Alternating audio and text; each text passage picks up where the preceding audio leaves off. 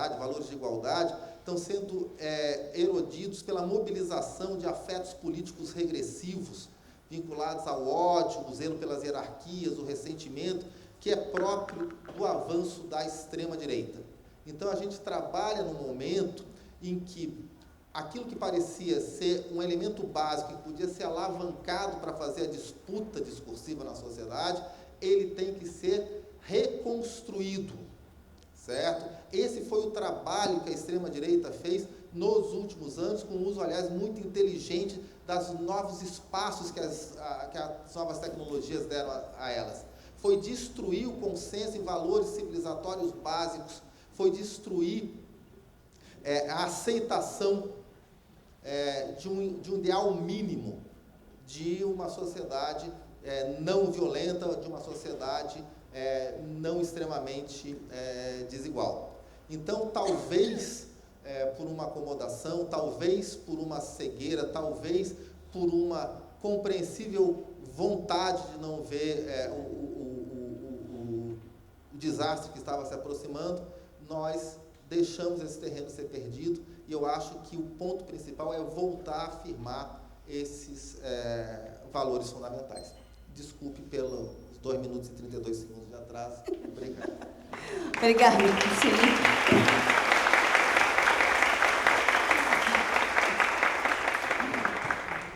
Rosilene, por favor.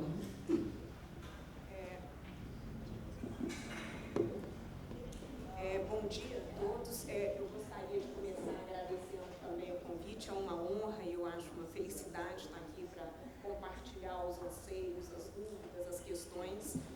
Tanto o Luiz quanto a Luciana também eu leio desde sempre, então é muito legal estar aqui com eles na mesa. Eu vou retomar, de certa maneira, algo que a Luciana encerrou a fala dele e o Luiz Felipe Miguel também, que é o papel das emoções nas mobilizações. Essa questão vem me preocupando já há algum tempo, mas eu acho que tanto ela é muito complicada de lidar, né, porque a gente não tem uma tradição de estudos mais sólida, quanto nesse cenário as nossas certezas e as nossas premissas são colocadas em xeque. Esse é o final da fala do Luiz Felipe. E isso explica, de certa maneira, a dificuldade que eu tive de organizar minha fala para esse congresso. A minha primeira intenção era falar das emoções, mas como falar das emoções sem esse contexto mais amplo, né, onde o nosso esforço é de procurar entender esses fenômenos, a mobilização, os protestos e como chegamos até aqui. Então, eu propus o seguinte título para a minha fala, que é Sociedades Divididas, Politização Reativa, Erosão da Cultura Cívica, o Papel das Emoções. Eu geralmente gosto assim, de tentar sistematizar, mas antes de chegar em algo mais sistemático e com mais dados, eu comecei a fazer esse contexto de sociedades divididas e politização e a erosão, né? O meu foco é pensar a erosão da cultura cívica e como uma grande ameaça à democracia, as regras que permitem a democracia funcionar, né, nos mais diversos níveis, para finalmente chegar nas emoções. Então, eu imagino assim, que eu me estendi muito nessa introdução, então eu sigo o caminho do Luiz também, assim, de tentar estabelecer alguma coisa antes de afirmar algum dado. Então, vamos lá. Então, assim, a preocupação premente, que eu acho que faz sentido, né, nesse congresso nosso, é essa lacuna entre representantes e representados. É muito curioso, porque há um ano atrás, né, olhávamos os índices e essa preocupação, né, de que as elites políticas estavam altamente desacreditadas, os cidadãos se voltando contra as elites, o Barômetro das Américas, né, e um survey da cara da democracia já mostrava que 53% estava insatisfeito com a democracia e acreditava que podia resolver os seus problemas sem a democracia. E agora, né, depois de todo esse cenário, né, com a nossa última eleição, semana que vem, um relatório do VEDEM, democracia, né, a diversidade da democracia, aponta que, apesar de todas essas críticas, o mundo ainda, né, é assim, essencialmente democrático. 99% dos países, né, ainda, né, tem uma democracia sólida e que ela não está num declínio vertiginoso como muitos né, entendem. Aqui no Brasil, é claro, é apontado como um dos países de risco, né, em que se instalou um processo de autocratização, né, de chegada ao poder, de um poder autoritário por vias democráticas, né, então temos líderes extremamente conservadores e autoritários legitimamente eleitos, que se dizem representar a vontade da população, mas o Brasil, nesse relatório, ele deve sair na semana que vem, não está entre os 10 top 10, né, os 10 mais, com maiores riscos, né, de um colapso, e nem em 2018, 2019 e nem em 2020. Então, temos aí pelo menos 2 anos, segundo esse relatório, né, para ver o que acontecerá conosco. Então, pensando, né, nesse cenário, como que a gente pensa a erosão da cultura cívica, né, é claro que é uma ascensão ao poder de uma antipolítica, né, e esse nexo interno, né, da antipolítica com uma despolitização é inerente para o processo. Ele se apresenta como não político, mas é essencialmente uma forma de negar a política nos diferentes âmbitos, seja aquele, né, no âmbito privado, onde as questões passam a ter causa, não são mais do domínio do fato ou da necessidade. Na esfera pública, quando questões de interesse comum retrocedem para o âmbito do indivíduo, e também no nível institucional, quando questões que seriam, né, da obrigatoriedade ou da responsabilidade dos governos, se devolve a responsabilidade ou para os cidadãos privados, ou para o mercado, ou para outras instâncias, onde as questões não são mais de uma responsabilidade coletiva e volta-se à lógica, cada um com seu problema. Então, para pensar, né, na questão aqui que a sociedade civil é fundamental, né, em todo esse processo, né, a democracia, uma forma legítima de organização política, requer o papel dos cidadãos, tanto para o seu funcionamento quanto para a resolução dos conflitos. Eu pensei em abordar, né, essa erosão da cultura cívica em 3 momentos, e que está essencialmente ligada a toda uma teoria de movimentos sociais e ativismo cívico, que é, primeiro, a construção de identidades coletivas, o segundo, mobilização e os movimentos sociais, e, por fim, um processo persuasivo, né, ou de diálogo para a recomendação de políticas ou transformações na sociedade numa determinada direção. Então, a questão central aí, né, de pensar essa sociedade dividida, nós temos o fortalecimento da sociedade civil conservadora e como que isso impacta a construção das identidades coletivas.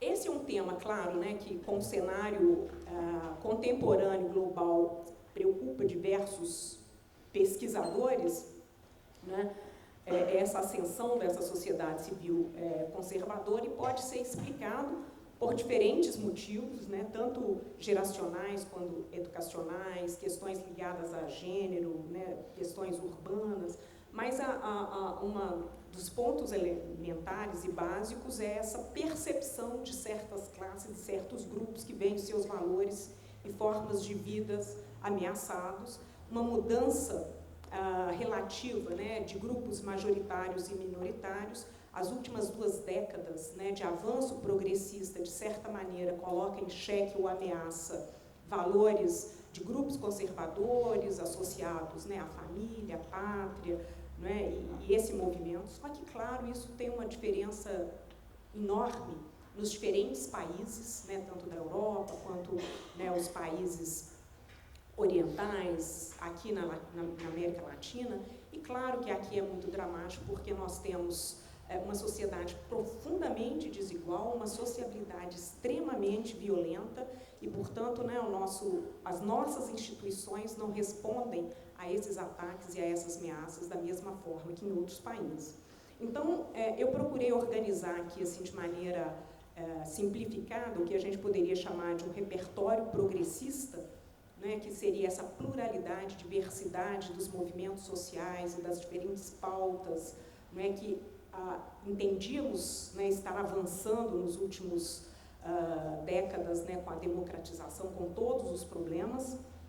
Então, a preocupação, né, nas discussões sobre movimentos sociais, sociedade civil, estava sempre aí entre um dilema entre participação e representação, né, a pluralização dos eixos de diferença em termos de classe, raça, etnia, religiões, grupos imigrantes, como os cosmopolitismos, né?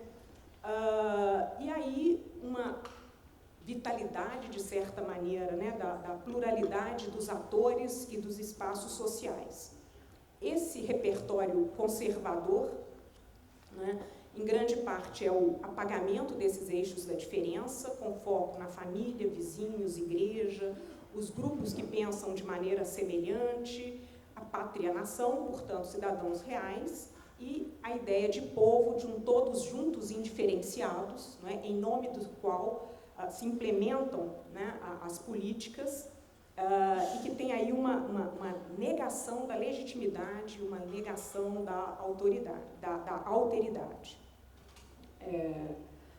Então, a essa erosão, né, da cultura cívica e essa politização reativa, alguns autores, né, discutem como um backlash cultural, a Pippa Noyes, o Inglehart.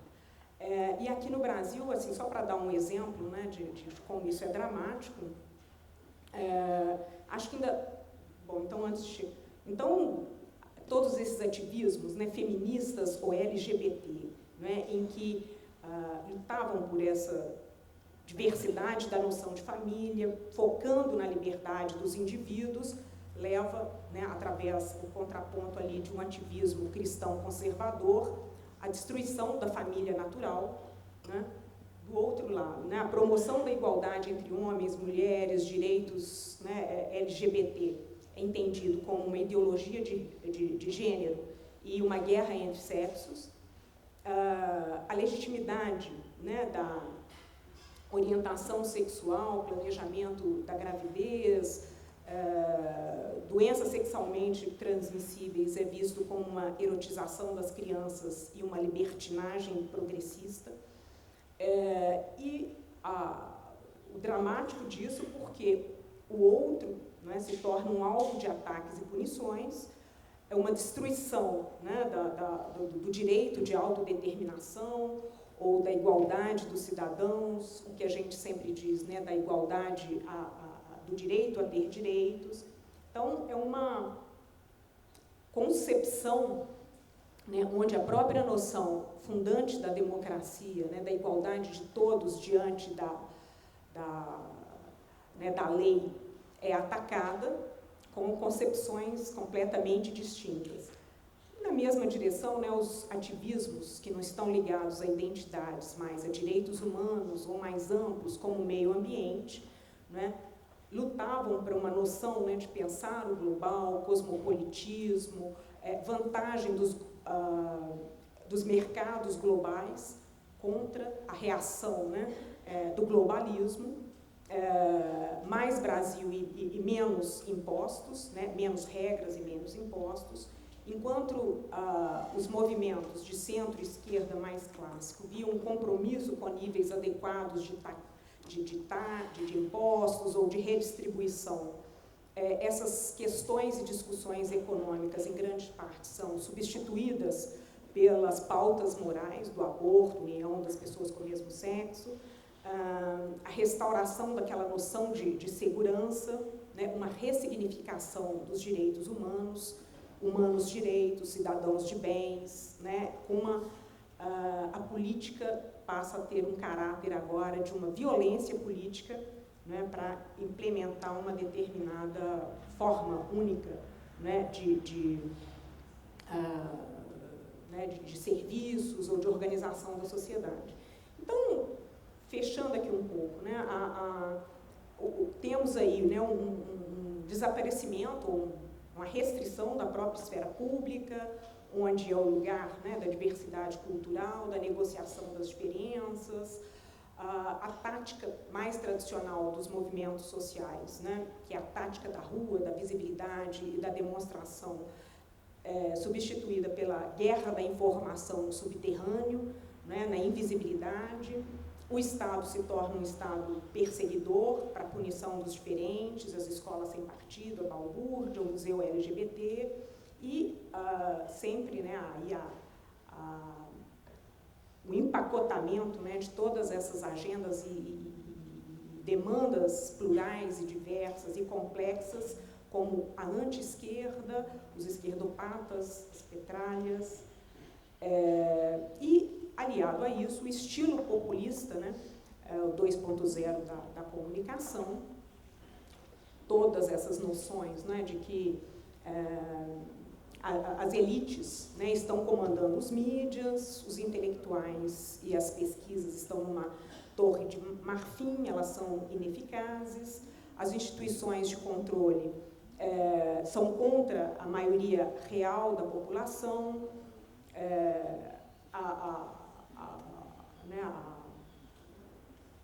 a produção, né, das redes sociais como ali o polo da verdade, a instância, né, da comunicação contra as fake news,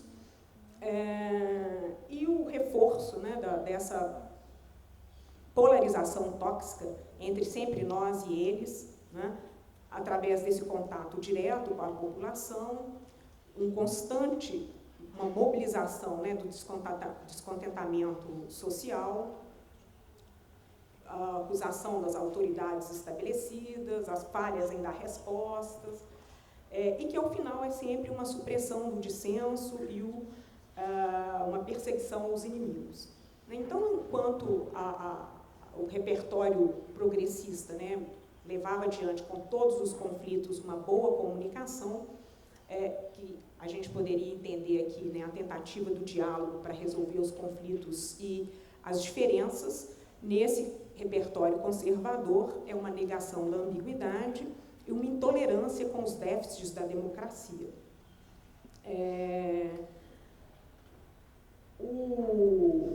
Ao final, né, a gente tem aí no nível institucional, então, né, essa noção de uma dessacralização da política, né, todo o processo de desintermediação, né, onde o sistema político é visto como corrupto, fisiológico, inábil, a política está ali para limpar a sujeira da própria política e, portanto, manipula os medos, as seguranças, os ódios. Contra a política de partido, volta-se para a volatilidade das conversas nas redes sociais e para uma política mais autêntica e efetiva, eliminam-se essas instituições intermediárias e em nome, né,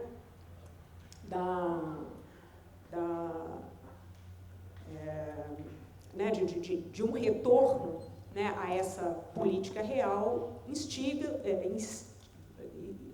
extingue-se os canais reais de participação e de controle, né? Então, enfim. Então, eu gostaria de chegar aqui, né, desse cenário da sociedade civil com uma indagação, né? Então, essa divisão, em grande parte, eu acho que tanto a fala da Luciana quanto do Luiz colocam essa questão. Diversos pensadores têm, né, questionado o termo polarização como excessivo e, em certa medida, um mito, mas que é um mito muito proveitoso, né, exatamente para essas elites populistas e conservadoras, para reforçar a ideia do nós contra eles, essa política isenta de diversidade, pluralidade, das ambiguidades próprias de qualquer política, de qualquer negociação, de qualquer democracia, e o que pode levar, de fato, a uma erosão dessa cultura cívica, né, que é a ideia da tolerância mútua e confiança nas instituições. Eu chego, então, ao aspecto, né, que eu gostaria de começar. Quanto tempo eu tenho? Que é da questão das emoções, né, e da razão. O primeiro ponto é que, de um modo geral, né, na literatura mais convencional, no senso comum, se opõe a razão às emoções. As emoções geralmente são vistas, não é, como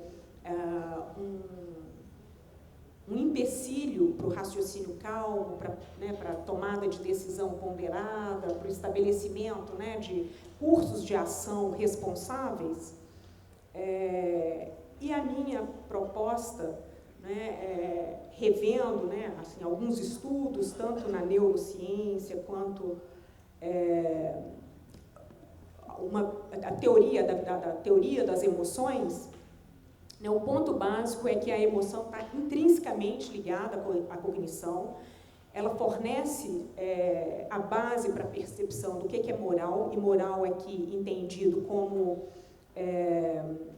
aquilo que é relevante, aquilo que é importante, né? Você não fica irritado por bobagem ou por coisas irrelevantes, mas quando é algo valoroso e importante, né, que as emoções geralmente são importantes. E aqui uma ideia que eu acho que ela é muito promissora para ser desenvolvida, é que as emoções, algumas delas, forneceriam um ponto para um julgamento intuitivo. É uma preconcepção, ela não está no nível da cognição.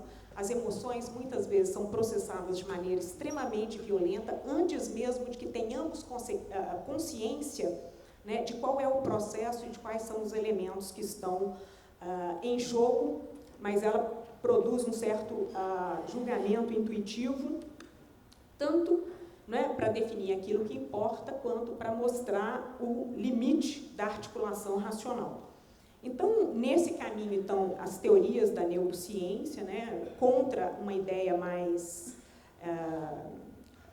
modelos mais biológicos ou naturais, que teriam a visão aí das emoções como reações naturais ou universais, resultado, né, de processos fisiológicos, com a visão de que há múltiplos canais e múltiplas dimensões emocionais. As teorias construcionistas das emoções procuram mostrar que as emoções são resultados das construções sociais e culturais, as experiências efetivas são desenvolvidas ao longo da vida dos cidadãos, ligados a aspectos cognitivos e não cognitivos, e que há uma diversidade, obviamente, de emoções. E aqui o elemento que eu acho que é interessante é pensar o objeto das emoções e o contexto em que elas ocorrem. Então, se a discussão, né, é de sociedades divididas, né, uma indagação que nós fizemos e procuramos desenvolver alguns trabalhos, assim, há diferenças significativas entre as emoções, né? Se essa teoria nos diz que as emoções estão ligadas a valores compartilhados e a experiências afetivas dos cidadãos, desejos, aversões e interesses, a nossa indagação é, digamos, num protesto contra a redução da maioridade penal, que foi o trabalho que a gente fez, de grupos a favor e de grupos contra, as emoções mobilizadas são distintas? A nossa resposta é que sim, né? Vou passar aqui para os resultados. Antes de falar dos resultados, por que esse caso nos pareceu interessante? Porque a redução está ligada à preocupação de segurança, em grande parte afeta a noção, né, de existencial das pessoas, em grande parte é um desses temas ligados ao pânico moral, em que é preciso tomar soluções urgentes e imediatas. E aqui no Brasil, desde 2013, 93% da população era a favor da redução da maioridade penal. Então, a gente analisou diferentes ambientes, discussões no Facebook, discussões em audiências, indagando se as emoções entre os grupos eram distintas e se eram distintas também dependendo do ambiente. Os resultados mais interessantes é que nós encontramos associações fortes, né? Nós fizemos uma codificação e análises estatísticas. Então, assim, a natureza das emoções que associam-se de um lado e de outro são distintas. Então, a gente examinou basicamente a argumentação, né? Como a gente queria ver, assim, quando as pessoas apresentam argumentos, né? As emoções convocadas são distintas, então os elementos contrários à redução sempre estavam associados a noções de compaixão e medo, e os argumentos favoráveis à indignação. Raiva parecia equilibrado. E encontramos uma associação fraca entre o conteúdo de cada emoção. Então, um outro resultado interessante, antes de falar aí as associações fortes e fracas, como que a gente interpretou, eu acho que faz mais sentido quando a gente discute sobre o objeto das emoções. Objeto das emoções é definido como que as emoções sempre estão direcionadas a alguma coisa, ou seja, você sente medo de algo, você sente compaixão por alguma coisa, que pode ser instituição, pode ser um projeto, pode ser um conjunto de pessoas. Então, os autores definem como o objeto das emoções. Então, um resultado interessante é que os objetos das emoções eram completamente diferentes nos campos distintos do debate. Enquanto a compaixão, por exemplo, quem é contra a redução estava ligado aos adolescentes, em grande parte porque eles já são vítimas, vivem num ambiente violento e que, portanto, todo um contexto precisa ser considerado, né, como uma certa forma de atenuar ou entender o problema, enquanto que, no grupo favorável à redução, a compaixão estava direcionada às vítimas daquelas pessoas que eram alvo dos atos infracionais dos adolescentes. Algumas emoções tinham os objetos semelhantes, a indignação estava voltada para os políticos eleitos ou para a classe política,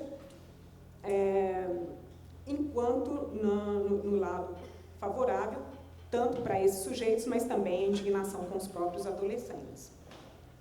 O medo estava ligado contra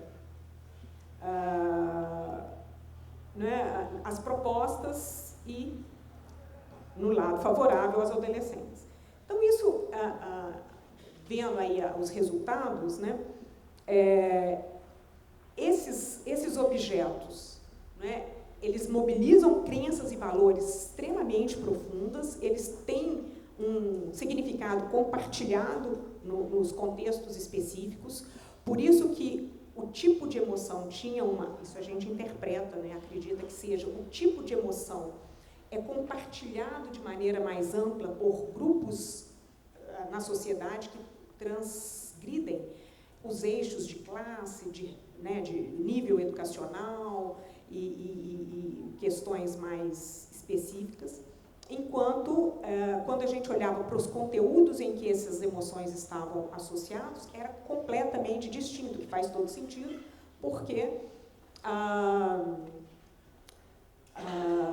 esses autores sempre dizem, olha, as emoções estão ligadas a uma família de questões e de valores, ideias, e cada pessoa processa aquela emoção e produz sentido, demandas, de maneira muito particularizada.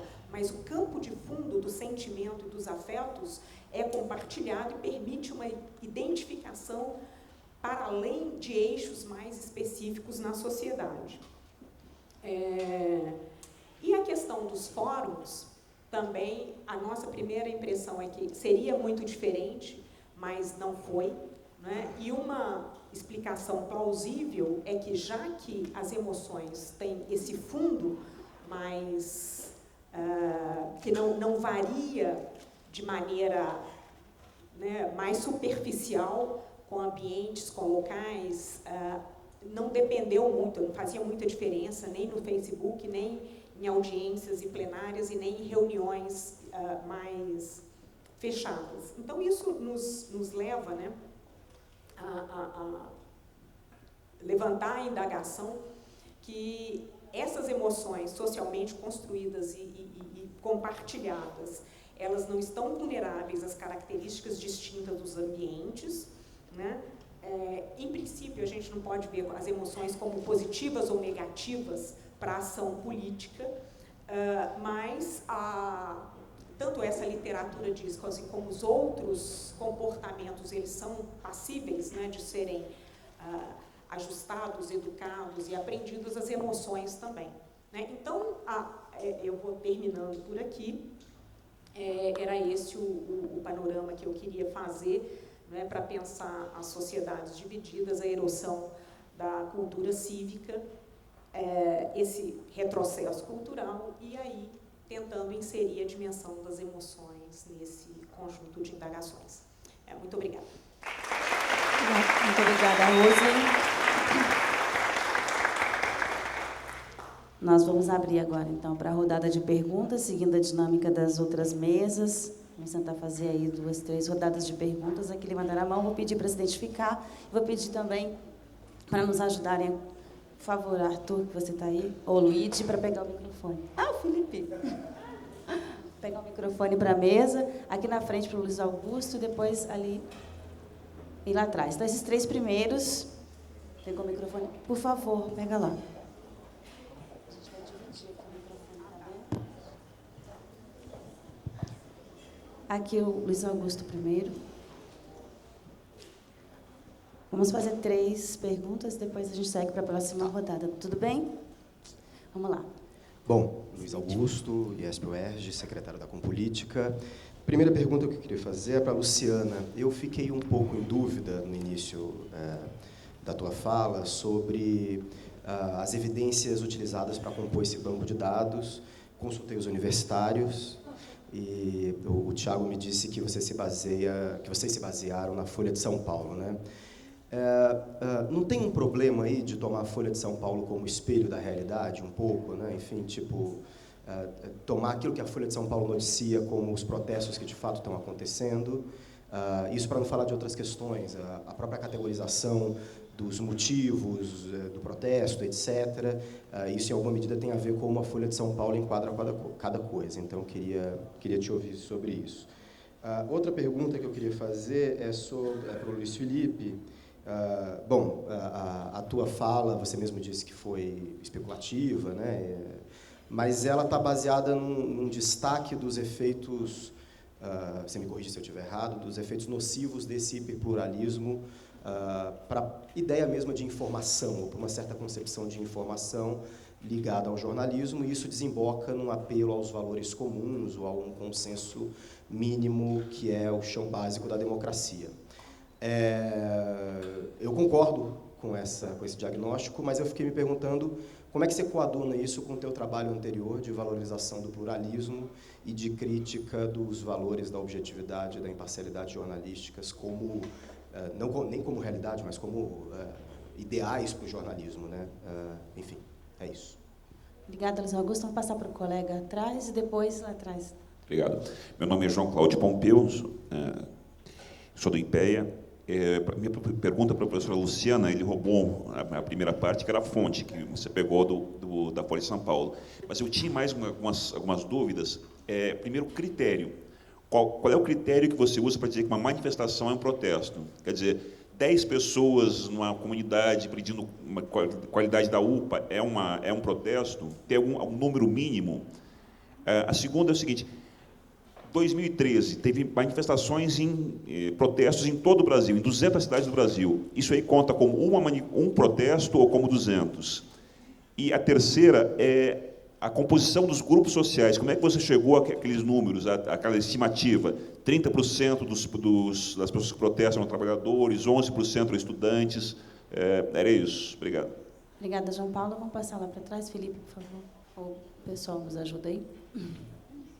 Obrigado. Depois você. Leandro, da Federal do Sul e Sudeste do Pará. Eu queria fazer uma pergunta para a Rosely. Eu faço essa pergunta, Rosely, baseada na impressão que eu tenho de uma das obras da Hannah Arendt, que é sobre a Revolução, e ela fala lá sobre, em um dos capítulos, né, ela fala sobre o papel que as emoções tiveram na Revolução Francesa, e o papel que certas emoções tiveram na composição de uma retórica política, pela piedade, pela compaixão, enfim. E eu te pergunto se você acha que hoje o papel das emoções é diferente. Se ele não é só um papel retórico, mas ele é um papel também motivacional, que está na gênese, digamos assim, não só da retórica, mas da imposição de certas agendas e de certas ações mesmo. Obrigada. Podemos fazer rodadas de 3, os colegas que se inscreveram? Podemos fazer de 3? A gente passa aqui para a mesa e depois uma nova rodada? Pode ser mais? Pode ser mais? Então vamos ouvir outras duas. Tá bem. Vamos ouvir as outras duas perguntas do colega de laranja. Se identifica, por favor, da Raíssa. Matheus, aqui da UNB, parabéns para todos da mesa, né? As falas foram muito instigantes, assim, muito importantes. A primeira pergunta é mais sobre essa questão da polarização, sobre esse termo, né? O Luiz Felipe falou, a Rosla também falou, né? E aí eu queria entender assim, qual o termo que vocês acham que poderia substituir, porque eu concordo que está sendo usado de uma forma meio desmedida, assim, né? Já entrou como um chavão na mídia e também está sendo usado assim, sem muita preocupação, apesar de que eu acho que quando a gente olha, pelo menos para as mídias sociais, a gente faz análise de redes, a gente consegue ver em alguns contextos uma polarização bem clara, assim, nessa visualização das redes, né? E aí, será que pensar em polarização, falar que existe essa polarização vai simplificar demais? Vocês percebem isso, né? O que vocês poderiam dizer sobre essa questão da polarização? E a segunda, acho que para a mesa toda, assim, pensando um pouco no papel dos jovens, e, na verdade, seria isso, assim, como que os jovens estão entendendo, né, a população mais jovem está sendo impactada por essa guerra cultural e pelas memórias falsas, assim, porque quando se nega que houve ditadura, quando se nega que o nazismo era de direita enfim, né, fala-se de terra plana e como o Luiz Felipe falou, constatações, né, da ciência estão sendo derrubadas assim como se não tivessem nenhum valor. E aí a questão é essa, assim, como que vocês enxergam esse papel da desinformação para os jovens nas eleições, por exemplo, municipais do ano que vem, né? E, enfim, também entra uma questão que eu acho que a direita conseguiu uma penetração muito grande nos jovens, porque agora ser de direita é cool, ser de direita é descolado. Tem a questão dos memes também, que acabam seduzindo, digamos assim, uma parcela jovem da sociedade que não teve contato com um passado histórico de repressão, ou então que para eles, né, quem cresceu durante os governos petistas, para eles é ser anti-establishment, ser anti-sistema é ser contra o PT. Então, odiar o PT, e aí está na moda, é legal, e aí tem os memes, tem o MBL que está fazendo isso. Inclusive, só assim um exemplozinho, eu vi aqui no Twitter rapidamente que sobre a manifestação de quarta, tem memes assim, que são, na verdade, fake news, é desinformação. Pegaram fotos de outros protestos, aí tem lá um casal gay se beijando, aí tá, né, assim, tem um cartaz que está escrito, né, vou usar a palavra, meu cu é laico, e aí, só que não foi nessa manifestação da quarta, foi uma manifestação de 4 anos atrás, alguma coisa nesse sentido, e aí colocaram, não é pela educação pública, né, é pelo Lula livre, é pelo, enfim, pela corrupção da moral e dos bons costumes, alguma coisa assim. Então, como que enfim, como que os memes também podem ser usados para desinformação e como que isso engana e seduz os mais jovens, né? Assim, a faixa que tem os seus 16 anos, que pode ter votado agora no Bolsonaro ano passado, que certamente vai votar no que vem nas eleições municipais. Então, acho que o nosso problema é terrível, assim, o buraco é muito mais embaixo, assim, né? Enfim. Nós temos um bloco de 5 perguntas, aí eu acho que dá para passar a mesa e depois temos mais perguntas, tá bem? Registrei aqui. Passando para a mesa, então.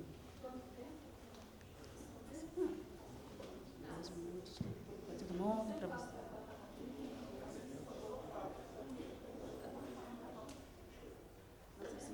É o Luiz Augusto, o João Paulo, o Leandro, o Matheus, a Raíza. E temos o... Não, Matheus e você. Pronto. Oi. Ah, tem um colega lá? Tá bem, então vamos incluir o colega e aí começa, tá bem, Luciano? Raíza, claro. Raíza e o colega. Pronto. Desculpa, gente. É para fazer agora? Pode ser, Raíza? Então tá. Pode fazer depois, Raíza. Obrigada, Raíza. Tá certo. Bom dia, meu nome é Raul, eu sou doutorando de Sociologia no IESP, UERJ. Eu tenho perguntas para a Luciana, quanto à metodologia também. Me interessa muito o tema. A gente, no IESP, está fazendo uma pesquisa coletiva, na verdade, com outras universidades sobre junho de 2013 e transformações do ativismo, então me interessa muito o texto. Eu até dei uma olhada aqui quando você falava para ver os dados.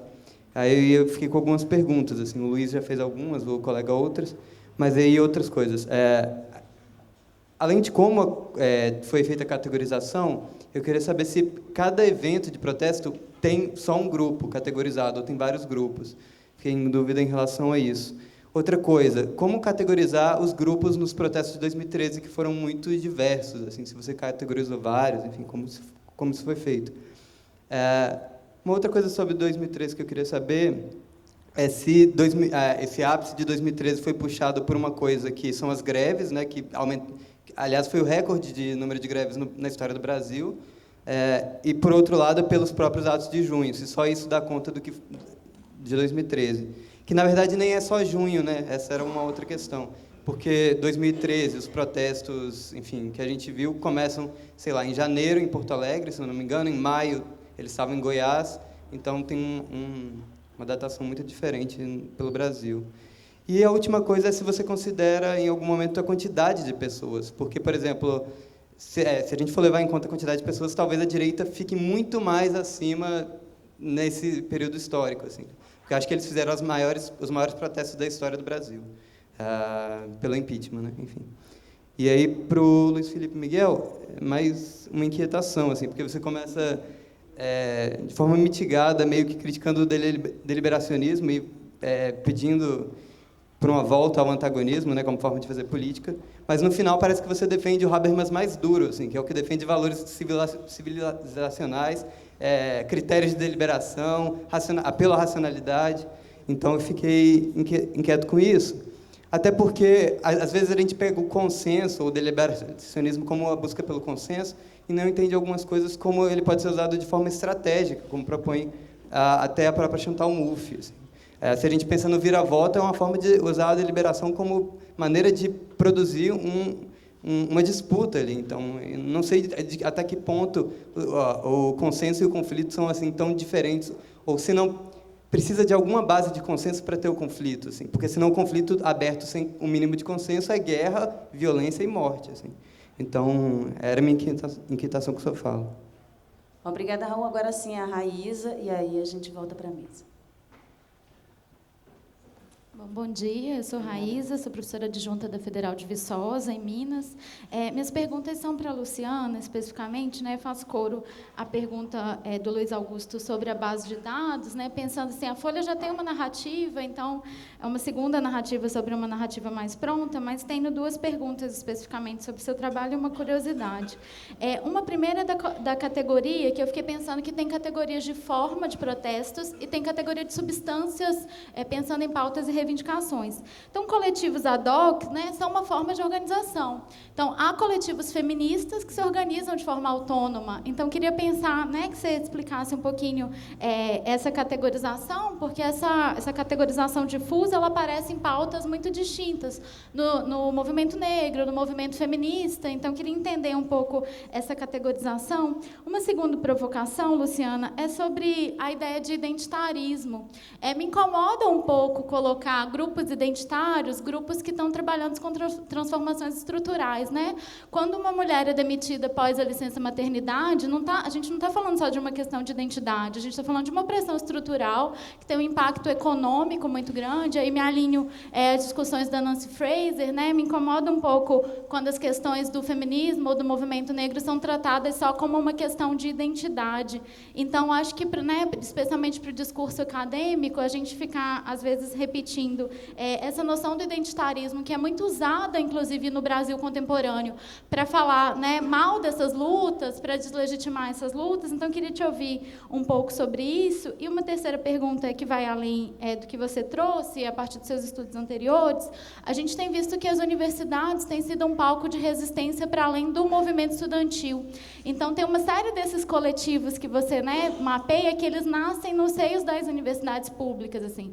Especialmente, acho que o feminismo é um exemplo muito claro, né? Acho que todo mundo que está nas universidades tem visto como o feminismo jovem é alimentado por essa universidade pública em processos de tensão, né, questionando esse conhecimento, especialmente a partir de matrizes decoloniais, mas sendo alimentado por essa universidade. Então, queria, assim, se você puder comentar o papel da universidade hoje, para além do movimento estudantil clássico, né? Eu acho que ela tem sido um seio de resistência, de novas experiências, inclusive de construção de outras formas de organização de movimentos sociais, né? Nas universidades que eu tenho visto, estudado, as meninas estão falando que elas têm um movimento feminista. Então, a própria, né, a questão das nomenclaturas, que é muito clara, que é muito cara para a teoria dos movimentos sociais, eu queria te ouvir um pouco sobre isso também. Obrigada. Obrigada, Raíza. Então, quem gostaria de começar aqui, voltando para a mesa? Não sei se Luciana, pode ser? Ou Luciana? Ok. Agora eu posso. Vou usar assim, que agora está mais fácil. Muito obrigada pelas perguntas. Eu fiquei pensando, eu tentei ir por outro caminho, não usar os dados mais, fazer de outro jeito, mas acabei caindo nos dados. Mas, com 30 minutos, invariavelmente, o tema central é a metodologia, né? Então, não tem jeito, porque eu tento fugir, mas não dá. Se eu falo da metodologia, não dá tempo de apresentar os dados. E essa é a principal, sempre, quando não tem tempo de apresentar antes, é a principal contestação. No artigo, a gente dedica em torno de 5 páginas para o debate metodológico, justamente porque a gente sabe que ali está um eixo, e aqui eu estou falando para vocês o que significa usar a Folha de São Paulo como, enfim, né, como base dos nossos estudos. E aí você tem total razão, a gente fala isso, na minha fala eu não fui cuidadosa o suficiente para anunciar isso, mas no artigo está lá. Nós não tomamos esses dados como expressão da realidade. Lá a gente faz uma discussão, essa análise de eventos de protesto é uma análise constituída no interior do campo de estudos de movimentos sociais, e ela tem como vantagem o fato justamente de permitir a gente ver um conjunto de movimentos sociais no marco temporal mais amplo, coisa que a gente não consegue em estudos de caso, né? Então, ele dá um panorama. Então, essa é a vantagem.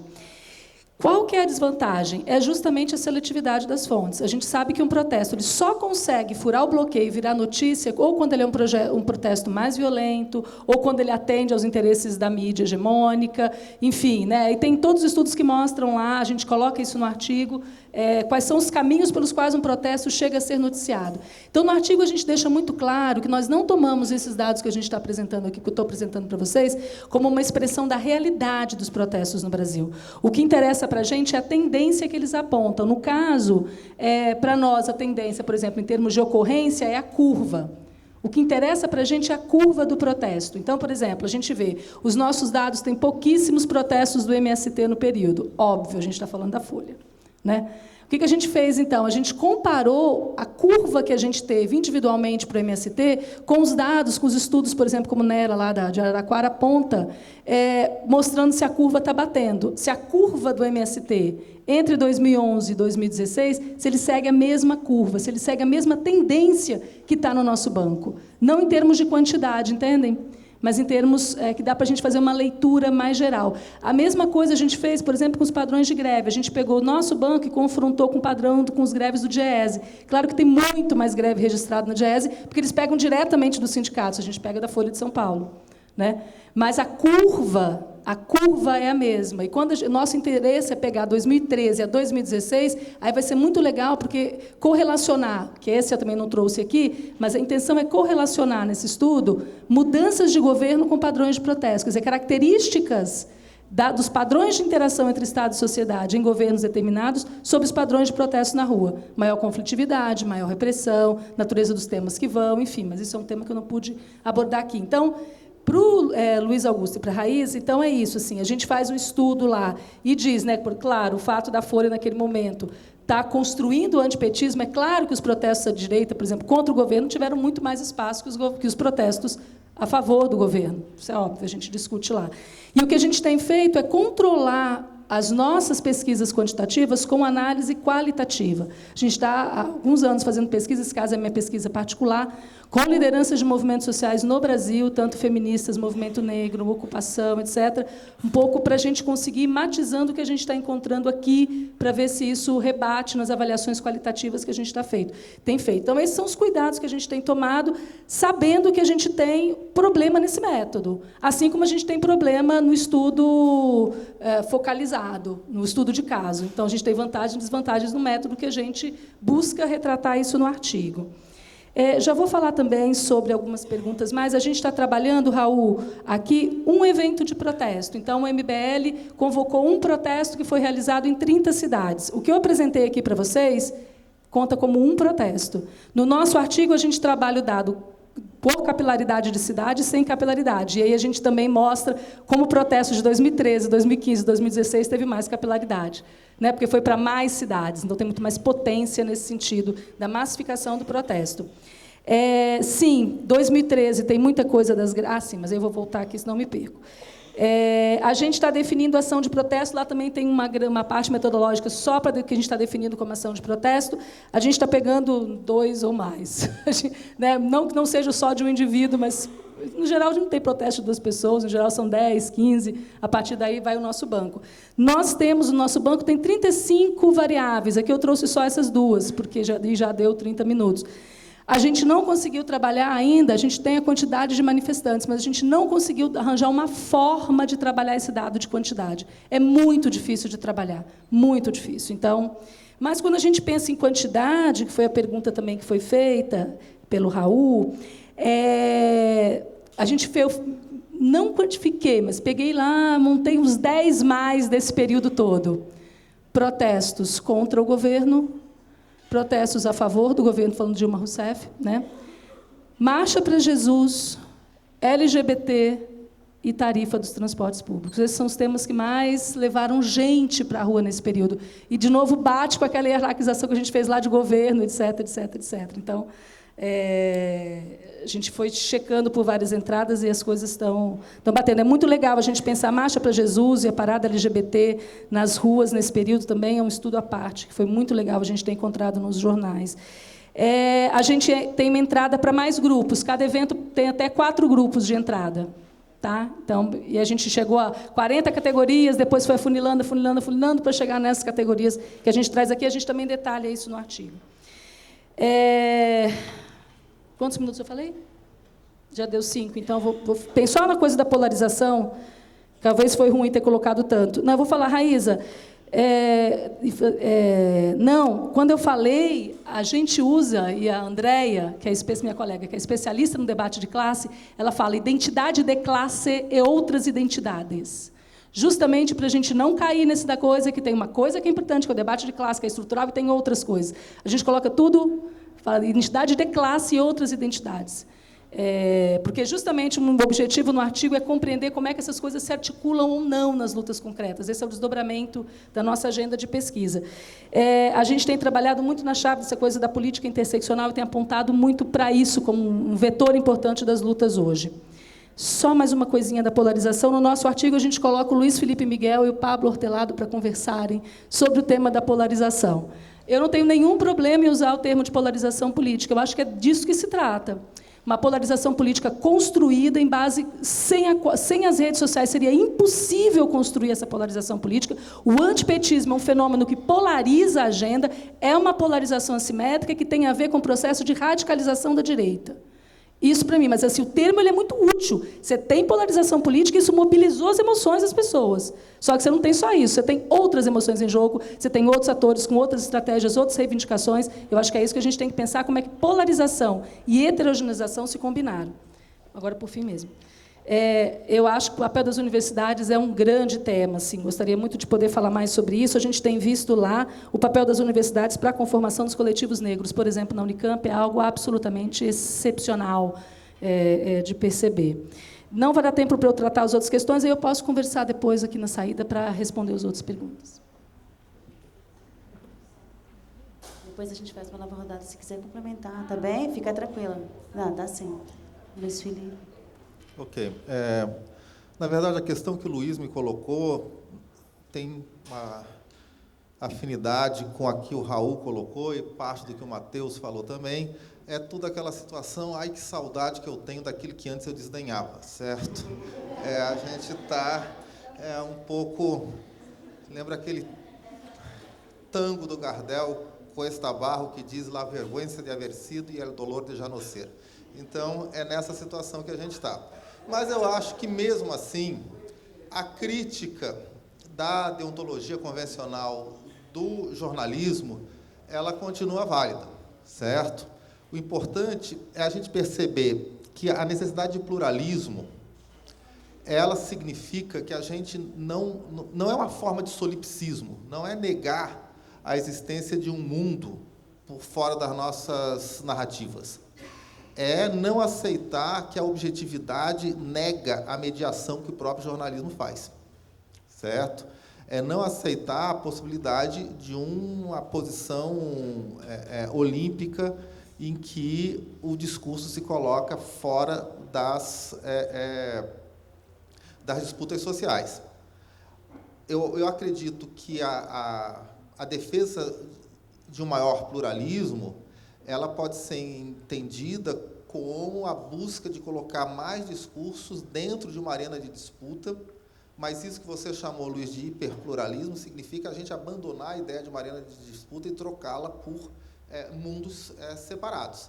Isso tem um efeito de impossibilidade de formas de luta política e de busca de transformação por fora de um Estado quase robesiano. Tá? O que me leva ao que o Raul colocou, quer dizer, a questão... É claro que, se a gente quer viver em sociedade, a gente precisa ter a produção de um consenso mínimo, certo? Porque, senão, a gente vai para uma guerra, e nessa guerra, claramente, nós estamos mal, certo? Então, agora, o que não dá é para julgar que o consenso que a gente vai alcançar é um consenso que transcende o conflito. Eu acho que é sempre um consenso que é fruto do conflito, e esse retrocesso de valores societários básicos que a gente está vivendo hoje é o índice de uma derrota muito profunda de um dos campos que estão presentes na luta política, certo? Então,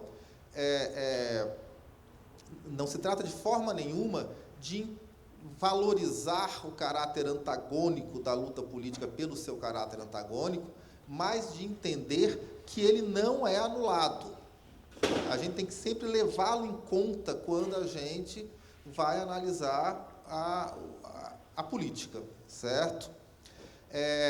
E o que me leva a questões que o Matheus colocou, quando eu falo daquilo da saudade que a gente tenta, que a gente sempre criticou, eu vi...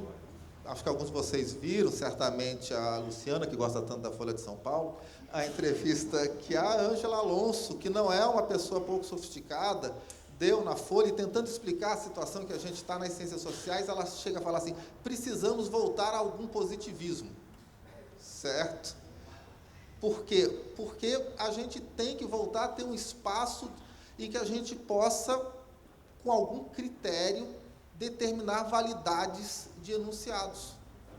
Sem isso, toda a nossa atividade como trabalhadores do conhecimento, ela se torna desprovida de sentido, e a possibilidade da gente estabelecer algum tipo de discussão no mundo social também se torna inviável. Mas é claro que isso não significa que a gente, nem era isso certamente que a Ângela estava querendo dizer, que a gente vai voltar ao positivismo. É que a gente tem que romper com um certo extremismo do relativismo, tá? Que nos coloca em uma série de becos sem saída. Essa é uma situação difícil. Quer dizer, como eu coloquei na minha fala, o autodiscurso do jornalismo procura capturar essa nossa inconformidade com essa situação para voltar a uma situação em que a gente se torne impotente para criticar esse mesmo jornalismo. A gente não pode cair nisso. O que vai a outro ponto que o Matheus também colocou, que é esse impacto dessa radicalização numa parcela grande da juventude, essa radicalização da direita. Tá? E eu quero, antes, só expressar aqui a minha concordância com o que falou a Luciana. Eu acho que nós temos, sim, uma polarização. Só que essa polarização, ela se dá pela radicalização das posições da direita, pelo progressivo deslocamento da direita para posições mais radicais, de uma parte importante dessa direita. Mas é uma polarização. O único problema que eu vejo no uso da palavra polarização é quando ela remete à ideia de que são polos opostos. É uma polarização, assim, enviesada, porque é uma polarização que nós temos um polo e um outro que está lá quase no Equador, certo? Então, mas que existe no sentido de uma incapacidade, de uma radicalização da diferença, isso existe. Mas essa radicalização da direita, ela permitiu que a extrema-direita se tornasse a porta-voz da revolta contra o sistema em que nós vivemos, certo? O discurso antissistêmico foi incorporado pela extrema-direita, que é um discurso antissistêmico muito interessante, porque, na verdade, dirige a revolta não contra o sistema em si, mas contra as brechas que determinadas lutas foram capazes de inserir nesse sistema. Então, o nosso problema não é o racismo, o nosso problema são as cotas, que são uma forma de privilégio. O nosso problema não é a violência de gênero, o nosso problema é a Lei Maria da Penha, que é outro privilégio. Nosso problema não é a miséria, nosso problema é a Bolsa Família, certo? Então, existe uma capacidade de mobilização, de uma insatisfação por um discurso de extrema-direita, e, a meu ver, essa capacidade, ela se produz a partir do momento em que a esquerda, em grande medida, se torna guardiã de um conjunto de instituições que ela sempre criticou como sendo insuficientes e limitadas. E quanto mais a extrema-direita extremiza o seu discurso, mais a esquerda se coloca, ou a centro-esquerda, ou os grupos progressistas, ou o campo democrático popular, ou seja lá o que a gente quiser chamar, se coloca como guardiã disso. Então, nós estamos aí, não, porque a democracia eleitoral, ela tem que ser mantida a todo custo, e o Estado de Direito, quando você, na verdade, vê nisso o abandono de toda uma crítica, por exemplo, ao direito como a manifestação, a codificação de determinadas formas de violência e de opressão, a crítica aos limites da democracia limitada concorrencial, tudo isso vai sendo abandonado em nome dessa defesa desse mínimo que está sendo ameaçado, e isso permite que a extrema-direita, não só no Brasil, como pelo mundo afora, pareça ser aquela que é capaz de verbalizar com mais radicalidade a indignação contra o mundo em que nós estamos vivendo. Eu acho que isso é um nó aí que vai ter que ser resolvido. Como se resolve, eu não sei, mas que vai ter que ser resolvido, vai ter que ser resolvido. Obrigada, Luiz Felipe. Passa para a Roseli. Eu vou retomar, então, a questão do Leandro sobre o papel das emoções e mobilizações, né, fazendo aí um retrocesso lá da Revolução Francesa. Eu acho que são dois níveis analíticos distintos. Um conceitual, né, que, então, a gente tomaria a importância das emoções para diferentes processos, né, tem toda uma retomada de estudos, né, das emoções, para a mobilização, para a tomada de decisão, para a atenção a certas questões. Então, assim, nos estudos, né, da neurociência, principalmente estudos do Antônio Damasio, Jorge Marcos, apontam que, sim, claro, é um processo fisiológico extremamente complexo e que, numa escala evolutiva, né, possivelmente a gente não faz aí tanta diferença de 3 séculos atrás para o momento contemporâneo. Mas esses mesmos autores indicam que é impossível entender a emoção sem a dimensão sociocultural em que elas operam. não é? E eu acho que é essa a relação que faz, então, com as teorias mais contemporâneas das emoções, em que procura pensar não como um atributo dos indivíduos isoladamente, né, mas como processos coletivos socialmente construídos e que também podem ser transformados socialmente.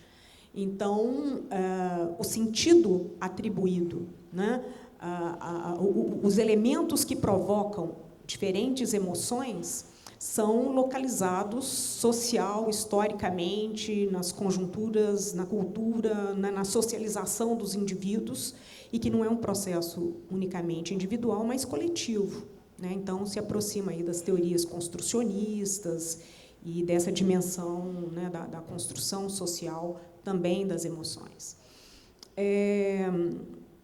Com relação à questão da polarização, eu também compartilho dessa visão, né, que ele é importante termos esse conceito, mas as nuances precisam ser feitas, né, polarização em relação a qual fenômeno. De um modo geral, essa questão vem muito esvaziada, e aí pensando assim, a questão no campo da comunicação política, da busca de informação, e aí as teses, né, tanto das bolhas sociais, quanto da exposição seletiva, da espiral do silêncio, que são teorias, né, que vêm reforçando depois também, né, dessa seleção dos algoritmos para a exposição dos indivíduos. Então, uma série de estudos mostram que as pessoas, sim, elas têm são expostas para um certo conjunto de informações e buscam, mas que elas não negam as informações diferentes e que também procuram fontes distintas, não é? Então, os dois fenômenos ocorrem simultaneamente, eles não podem ser anulados, e isso, inclusive, ligados com diferentes graus de interesse políticos e aspectos sociodemográficos, né? Então, são esses estudos mais recentes para ver tanto, né, as fontes de informação que os sujeitos mostram, as diferentes formas de interação, né, no ambiente informativo, que levam a crer que essa noção que ficou muito popular ou familiar, né, comum, da ideia das bolhas e né, da polarização nesse sentido, como um exagero ou mesmo um mito. Então, assim, e aí pensando, né, a discussão das questões das divisões nas sociedades, eu acho que o debate precisa levar em consideração diferentes aspectos e fenômenos, né, de como os sujeitos se posicionam com relação a diferentes questões, né, político-partidária, ideológica, ou questões na sociedade, ainda que possam haver certos alinhamentos, os estudos mais refinados mostram que é extremamente complexo e essas divisões não podem ser feitas dessa maneira simplificada. Então, eu venho me perguntando se a reprodução desse discurso simplista não acaba construindo uma determinada realidade, um senso comum nesse sentido, né, de que essas divisões realmente fossem tão nítidas e tão claras, como às vezes alguns estudos fazem crer, né? E aí essas ambiguidades e dissonâncias, né, quando você está estudando grupos e como é que eles se posicionam com relação a diferentes questões, um trabalho que a gente tem feito agora, a gente está no início, ainda não temos os dados tabulados, mas são impressões, de certa maneira, de acompanhar e ouvir adolescentes de ensino médio em escolas de periferia, ensino médio, escolas públicas, em bairros de classe média, outros de grande vulnerabilidade. Muito frequentemente, ouvindo os debates, por exemplo, de respeito, desrespeito, intolerância, os valores expressos pelos adolescentes, em grande parte, estão nesse campo progressista de achar importante o respeito, a tolerância, né, as questões do feminismo, da a respeito das diferenças de gênero e etc.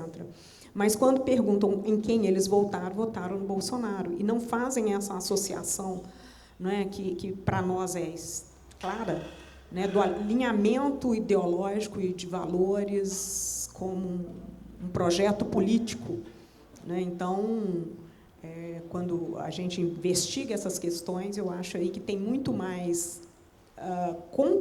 ambiguidades e controvérsias e problemas, né, que não se alinham assim tão claramente quando se fala dessa polarização e dessa divisão na sociedade. É isso.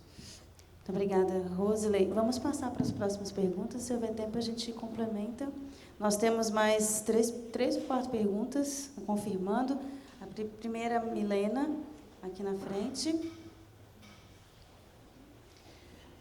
Bom dia. Eu queria levantar, na verdade, algumas questões, mais do que perguntas, porque trabalhar com afetos e paixões sempre foi meu interesse, minha tese, enfim. Eu acho que tem alguma coisa maior quando se fala apenas emoções, talvez, que é tentar fazer uma perspectiva de racionalidade junto com essas emoções. Então, talvez nós tenhamos que pensar um pouco, e aí na perspectiva jurássica, como já falou o Luiz Felipe, um pouco assim, na questão tanto da filosofia quanto da psicologia, da psicanálise, ou das paixões, como o trabalho Spinoza, por exemplo, depois retrabalhados por Chauí. Ou seja, essas paixões, para mim, ou a perspectiva dos afetos da psicanálise, acho que elas nos dão respostas mais interessantes dessa convocação dessas emoções baratas, como eu chamo, que está configurando, digamos, uma política absolutamente passional. E daí as polarizações, né? Me parece que tem o próprio Foucault, né, dependendo da perspectiva que nós entrarmos, na questão do domínio do corpo, do domínio da emoção, do poder, que aí se constitui. E a história, eu acho que ela está repleta, digamos, desses controles e do uso desses conceitos, né, que nós podemos pegar as grandes...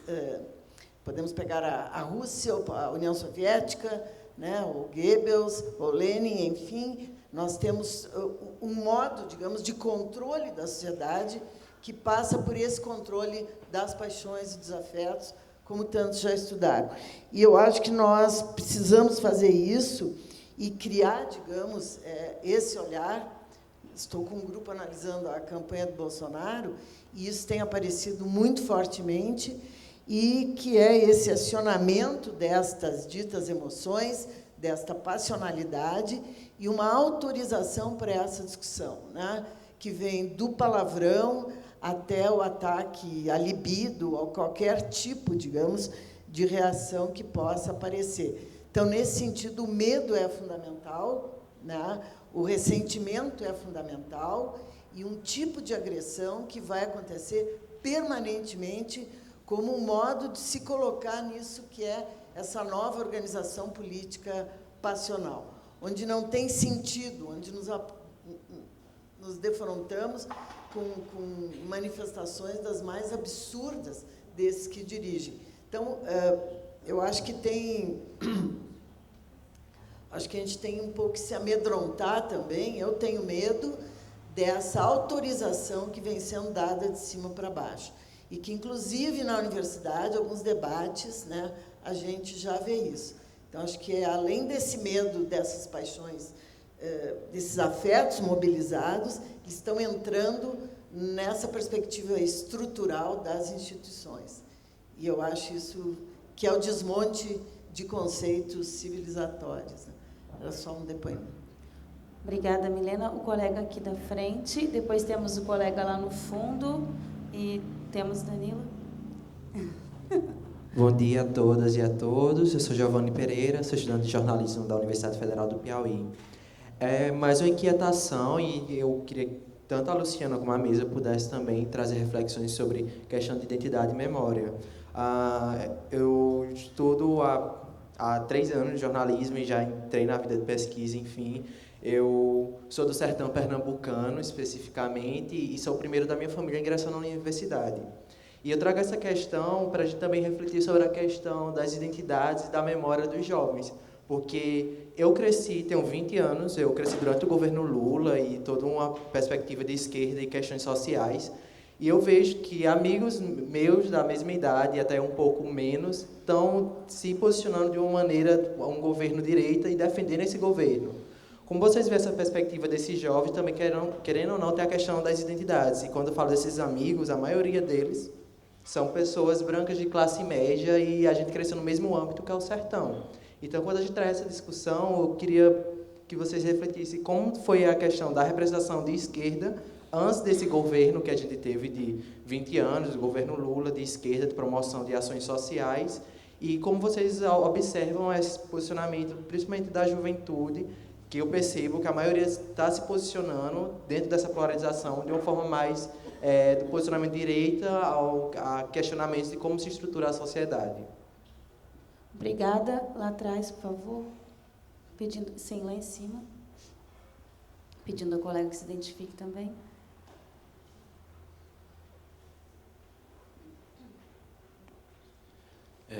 Bom dia, mesa. Bom dia a todos. Eu sou Gabriel, sou estudante de comunicação aqui na Universidade de Brasília. Muito o que foi discutido e foi posto pela mesa é que atualmente a gente consegue perceber que existe uma construção de narrativa durante esse período que não começa no período eleitoral do Bolsonaro, mas que toma corpo dele, né? Mas que vem desde antes, já começa a surgir em 2013 com a ascensão das manifestações e por fim. E que a gente percebe que muito dessa narrativa ela vem antagonizando os processos de luta e conquista progressistas que foram sendo pautadas, né? Que estão sendo pautadas e que estão sendo sempre discutidas e levantadas, muito durante esse período. E que esses fluxos dessa narrativa, eles vêm muito de uma forma verticalizada, né? Então, a gente tem uma elite empresarial e a gente tem uma classe média que, por vezes, ela passa e corrobora para essa construção dessa narrativa que chega até uma classe não tão abastada e a massa popular, né? Que tem um impacto definitivo dentro da construção e da definição das escolhas políticas do país, né? E aí a minha pergunta vai muito nesse sentido. Acredito que mais precisamente a Roseli, mas acho que seja passível a resposta de todos da mesa, de quais são os aspectos e quais são as características de uma contranarrativa que nós, como estudantes de comunicação, como pensadores de comunicação, como profissionais de comunicação e de ciências políticas, a gente pode se atentar para corroborar para a progressão de uma legitimação do ideal progressista, levando justamente nessa perspectiva, né? E que penso eu que tem de ser tão emocionante quanto vem sendo esse discurso hegemônico, esse discurso que vem decidindo os parâmetros da política no Brasil. Grato. Muito obrigada. Temos mais alguma pergunta que possa incluir aqui? Senão, também, em virtude do tempo, a gente vai encerrar as perguntas e aí voltamos para a mesa. Quem gostaria de começar? Temos Milena, Giovanni e Gabriel. As perguntas dos três. Quem gostaria? Então, Rosilei, por favor. Começando pela questão da Milena, eu acho que sim, eu acho que nesse cenário, né, de ataque a esses consensos que permitiram a democracia funcionar, exatamente para ter a disputa de interesses, de busca por diferentes formas de inclusão, luta pelas diferenças, né, que cada grupo tem a sua forma de vida, sua autodeterminação, uma forma de suprimir essa pluralidade é a mobilização do medo, do ressentimento e do ódio, né? Então, vários líderes autoritários, né, usam exatamente esse tipo de estratégia de manipulação dessas emoções, né? As ondas, né, de autoritarismo ou as ondas, né, de uma autocratização da democracia com esses líderes fortes, né, autoritários uma forma de supressão, né? Então, se a gente for pensar assim, que os códigos, né, que estão no subterrâneo dessa mobilização, enquanto os líderes democráticos ou o repertório democrático enfatiza o papel igual dos cidadãos e, portanto, né, a valorização de diferentes formas de inclusão na sociedade, inclusão aí entendido como o status legítimo de todos como iguais, né, uma inclusão de pessoas em termos de cidadão de maneira igualmente legítima, né, cidadãos íntegros, né, o que dá o terreno para a disputa, né, de todas as diferenças de maneira legítima e concedendo também um valor à autonomia para a autodeterminação dos diferentes grupos. Na outra chave, né, é uma crítica dessa igualdade dos cidadãos diante das leis, e aí o vocabulário é o roubo de interesses, a percepção da inclusão ou de demandas específicas como privilégios que devem ser eliminados, o Estado como né, força punitiva e de perseguição, e que é a política do ódio, né, de separação do nós contra eles, daqueles que não estão aqui nesse rol como os inimigos, né, que devem ser eliminados. Então, é realmente, né, uma mobilização aí, né, do medo e do ressentimento em favor de um mundo, né, principalmente quando há declínio econômico, aumento de inseguranças maior, né, de variedade aí de inseguranças, pela ordem, pela autoridade, né, pela hierarquia. E aí eu acho que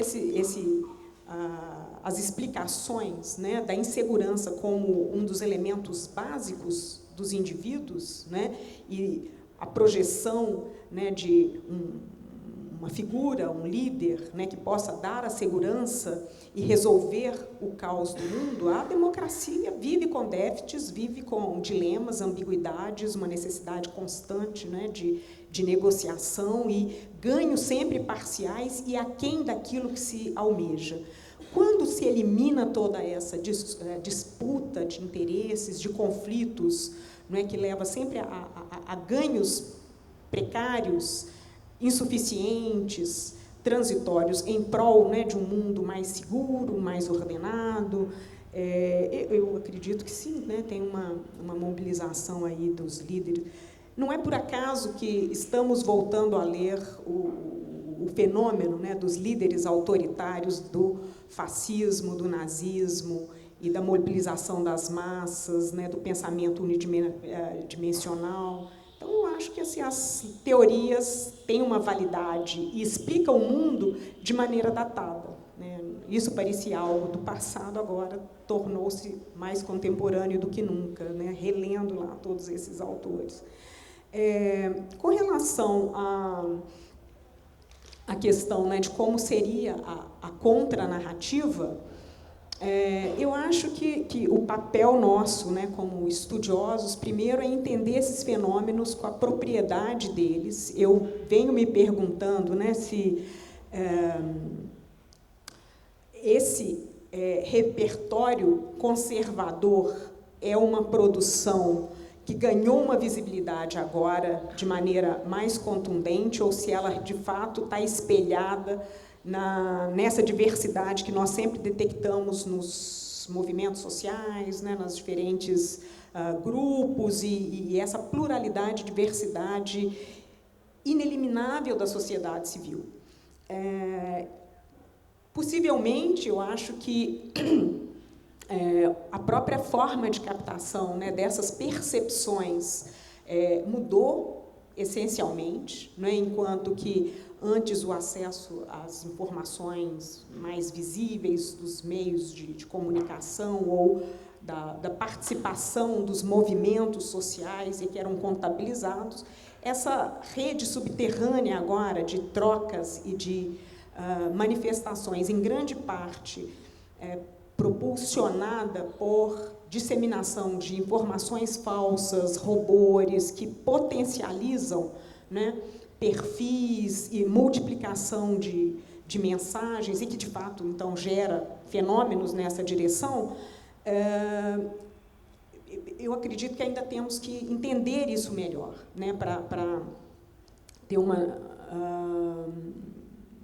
leitura mais fidedigna desse fenômeno. Eu já venho me perguntando, às vezes, se isso não está realmente assim, um pouco inflacionado, né, com o nosso impacto eleitoral, né, que é, obviamente, inegável, e agora, com o discurso que vem à esfera pública, de todos os representantes e das elites, né, que estão autorizadas a falar das políticas públicas e em nome do povo, né, se isso não reforça esse fenômeno de uma maneira inflacionada e nos faz crer que ele é mais extenso e tem raízes mais profundas. É uma indagação. Eu acho que é preciso ainda algum tempo para processar isso melhor. Obrigada, Rosilei. Luciana? Tá. Muito obrigada pelas questões. Eu vou voltar ao método depois do comentário irônico do Luiz Felipe, de que eu gosto da Folha de São Paulo. Me dei conta de que faltou explicar por que a Folha de São Paulo, porque a gente precisava de uma base permanente. Folha de São Paulo dentro tem a ver com decisões a partir do método da análise de eventos de protesto. A gente tinha acesso a essa base de dados, é uma base de estado de dados permanente desde o começo do século passado, e ela é mais fácil de manejar. Nosso banco é muito complexo, então ela era uma base mais fácil para os pobres bolsistas manejarem para preencher. Mas a entrada do nosso banco, não à toa, é pela fonte da informação. Porque justamente a gente entende que, em havendo dinheiro, adoraria se alguém tivesse dicas sobre financiamento de projetos de pesquisa. Nesse contexto, nossa ideia era justamente continuar a montagem do banco com outras fontes. Inclusive, o que a gente percebeu é que a gente precisava de fontes regionais. Né? Então, pegar jornais de vários estados, um pouco para ter uma visão, principalmente Norte e Nordeste, conseguir compor isso melhor. Por isso que a nossa entrada é pela fonte da notícia, porque a gente sabe que isso, de fato, altera bastante significativamente. Nossa vontade, por exemplo, é trabalhar, inclusive, com o Brasil de Fato, em algum momento, mas isso, enfim, possivelmente vai ficar para a próxima encarnação. Mas é isso, não gosto da Folha de São Paulo. Ela foi o que foi possível a trabalhar, tendo em vista as exigências do método. Eu esqueci de uma questão do Matheus. Cadê o Matheus? Está aí ainda? Sobre juventude? Isso, eu tinha esquecido, e para mim esse é o ponto fulcral da conversa, e esse depois vai na questão que você colocou, que é o seu nome mesmo? Giovanni colocou. A gente tem acompanhado com particular atenção. Eu estudei essas novas direitas, agora desisti, falei, cansei, agora eu quero olhar e dirigir um pouco a minha atenção, os meus esforços e energia para pensar esse novo que vem surgindo, né? Abrir o radar para conseguir identificar essa novidade. E eu acho que o lugar para olhar é a juventude. Acho que a gente está vivendo, antes de mais nada, um conflito geracional. Temos uma explicitação de um conflito geracional. Essa geração que está indo para a rua hoje, ela não é só de direita. A gente viu quarta-feira. Por isso que eu falo, direita e esquerda não está resolvendo, não dá conta. O que a gente viu na quarta-feira são secundaristas, são alunos de institutos federais. O pessoal está na rua. Eles são herdeiros de um repertório que se abre em junho. Eles estavam nas ocupações secundaristas. Os Ocupa Tudo foi muito forte em 2015, 2016 no Brasil, principalmente em 2016 como resistência ao Temer. Então, assim, que eles votem em Bolsonaro é um fenômeno complexo que a gente precisa entender. Mas nós não podemos chamar essa juventude de direita. A ideia de reconhecer a polarização e a heterogeneização é justamente recuperar um quadro mais complexo. E eu acho muitíssimo interessante essas questões que vocês trazem, aí junto com a questão que o Gabriel colocou, que é a ideia da memória. Eu acho que o que a gente está vendo com essa juventude, eu estou falando das jovens feministas, dos secundaristas, eles estão questionando a narrativa que nós construímos sobre a democracia. Eles estão construindo uma contranarrativa sobre a democracia que a gente ainda não sabe qual que é, mas está sendo construída já. Né? Desde aí, a gente vai colocar desde 2013, e vai sendo alimentada. Nessa narrativa, tudo que a gente falou que é democracia, para muitos desses grupos, foi um mito. Não, essa narrativa, essa democracia de vocês nunca existiu. A gente estava, inclusive, conversando com mulheres do movimento negro, e elas dizem, democracia, não sei nem o que é essa democracia que vocês falam, a gente não tem nem ideia. Nunca vivemos isso. Né? Então, o que é a democracia? Eu acho que fazer emergir, pensando que papel que a gente tem como acadêmicos nesse momento agora, pelo menos é a forma como a gente encontrou de não enlouquecer, é conseguir iluminar essas contranarrativas e, ao mesmo tempo, nos perguntarmos como é que elas se coadunam com as narrativas que nós, historicamente, construímos sobre a democracia. Não é abandonar uma e outra, mas colocar isso em diálogo, que parece uma coisa essencial para lidar com a questão central que o Luiz Felipe tem chamado a atenção nos seus estudos, que é o tema da desigualdade social. A gente tem que colocar a desigualdade social e o conflito que ela institui no centro do debate da democracia. Porque aí a gente vai conseguir entender esses atores muito além da lógica da polarização, porque não vai explicar. Então, acho muito, muito legal. A gente tem feito... estamos começando uma experiência, nosso grupo de estudos sobre participação e democracia, porque os nossos pressupostos foram muito interpelados por essa conjuntura, né? Bolsonaro, direita, etc., e tudo mais. Então, a gente criou um site, uma plataforma, que vai ser lançada nas próximas semanas, que ela tem como objetivo fazer com que a gente se habitue a conversar com a sociedade. Primeiro, que a gente sabe que uma parte da crise que a gente está vivendo tem a ver também com a nossa incapacidade, como academia, de dialogar com a sociedade, né? E, portanto, comunicar os nossos valores civilizatórios e o seu lugar. Então, a gente está tentando, claro, é muito pequeno, mas a gente está tentando construir, a gente tem 20 anos estudando sobre democracia. O que a gente tem para dizer sobre a democracia sem nota de rodapé, sem texto, com imagem, usando as redes? Né? Então, é uma experiência muito inovadora, muito desafiadora. Vai ser democraciaeparticipação.com.br. Vamos lançar daqui a 1-2 semanas. Assim, a gente está conversando sobre isso desde dezembro passado, é uma experiência que tem envolvido essa rede. Agora eu consegui, nesse processo, articular 40 grupos de pesquisa sobre participação e democracia, sobre participação especificamente, em movimentos sociais e democracia no Brasil. E a ideia é que a gente produza conteúdo que seja capaz de fazer a disputa de narrativa, a partir do grande reconhecimento de que os nossos pressupostos foram abalados. Verdade, mas tudo que a gente viveu não era mentira. Aposta nos direitos, aposta na democracia, aposta nos valores civilizatórios, aposta na igualdade. Isso não foi mentira, isso aconteceu de verdade. A grande questão é como é que a gente organiza isso, essa narrativa, com esse conjunto de outras dimensões que têm aparecido, denunciando as lacunas dessa construção. Né? Então, é isso que a gente... É um pouco a aposta que a gente está fazendo para tentar dar alguma contribuição nesse momento. Acabou meu tempo? Sim? Tá. Então, só uma questão... Helena coloca essa questão dos afetos e das emoções. Eu acho todo o debate da liderança autoritária muito importante, e a coisa das fake news, e de como... Né, mas eu queria também chamar a atenção para o potencial emancipatório e libertador das emoções, né, pensando como a emoção não está separada de cognição. A gente conversava com sindicalistas nesse processo da pesquisa qualitativa, que acompanhou essa pesquisa Quant, e ele dizia, nós fizemos muita greve, nós fomos muito para a rua, nós fizemos muita coisa, mas a gente foi incapaz de disputar as mentes e os corações. Ou seja, foram incapazes de atuar sob uma política dos afetos. Então, acho que é isso que a gente precisa, de alguma maneira, me parece, conseguir, para além da figura do Lula, né, que manteve, porque é ele, a relação direta com a população, inclusive os programas e os projetos não foram suficientemente comunicados numa chave que mostrasse para as pessoas a diferença que isso faz para a vida delas. É uma política meio desencarnada da experiência.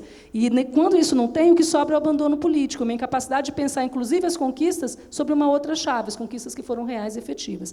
Então, acho que tem mais coisa aí para pensar a questão das emoções. Obrigada, Luciana. Bom, é bem rapidinho. Eu só queria reagir rapidamente a algumas das coisas que a Milena colocou.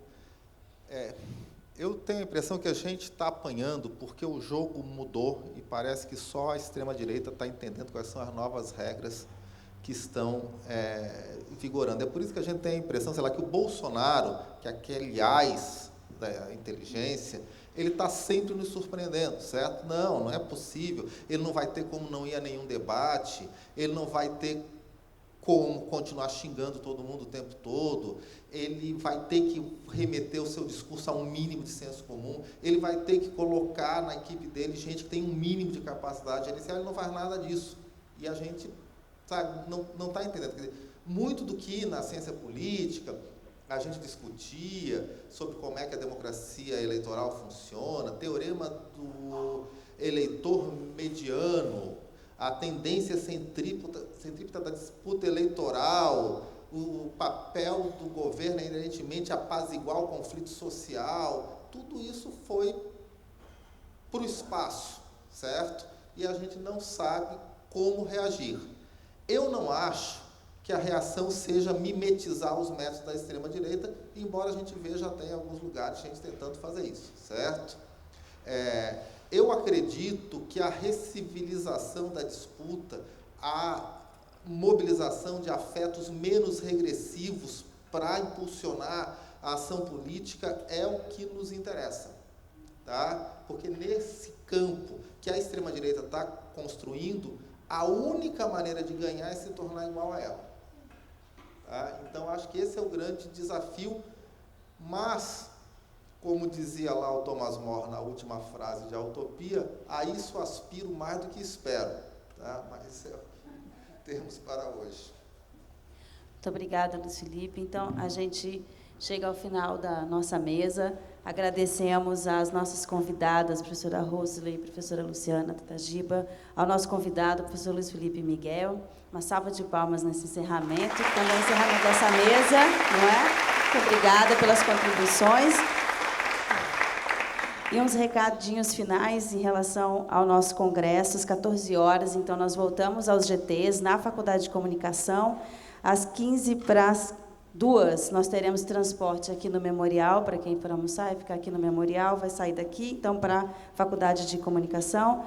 Às 18h30, temos a Assembleia da Compolítica, e a equipe da revista Compolítica tem um recadinho, é isso? Vitor ou Emerson ou Arthur?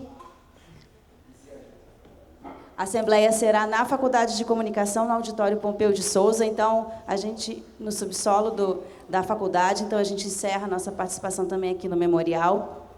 Tem um recadinho sobre abertura de... Por favor, Vitor, você dá o recado. É só o recadinho tradicional que a gente faz sempre no encerramento de todos os GTs, mas a gente está tentando aproveitar também a oportunidade de fazer agora no final dessa mesa, convidando a todos que participaram dos GTs para submeterem também seus trabalhos à revista Compolítica. A gente recebe trabalhos em regime de fluxo contínuo. A revista é classificada como B1 na comunicação, nesse momento B2 na ciência política. A resposta dos pareceres tem sido sempre muito boa. A gente vai dar um informe na Assembleia também sobre os indicadores, fluxo de trabalho da revista e tal. Mas a gente queria convidar a todos e todas que participaram aqui dos GTs também para submeterem seus trabalhos, e a resposta tem sido muito positiva, tanto no quesito da qualidade dos pareceres, né, quanto na própria qualidade dos artigos publicados. É isso. Obrigada, Vitor. Então, agora sim, encerramos. Muito obrigada a todas e todos por nos acompanharem aqui.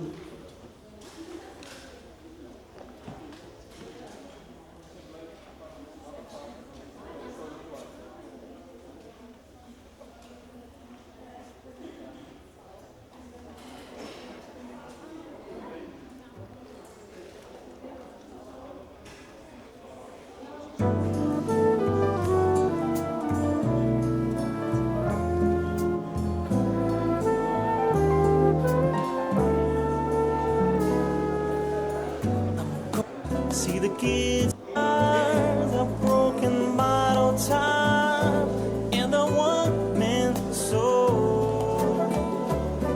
They follow each other on the wind, you know, 'cause they got nowhere to go. That's why I want you to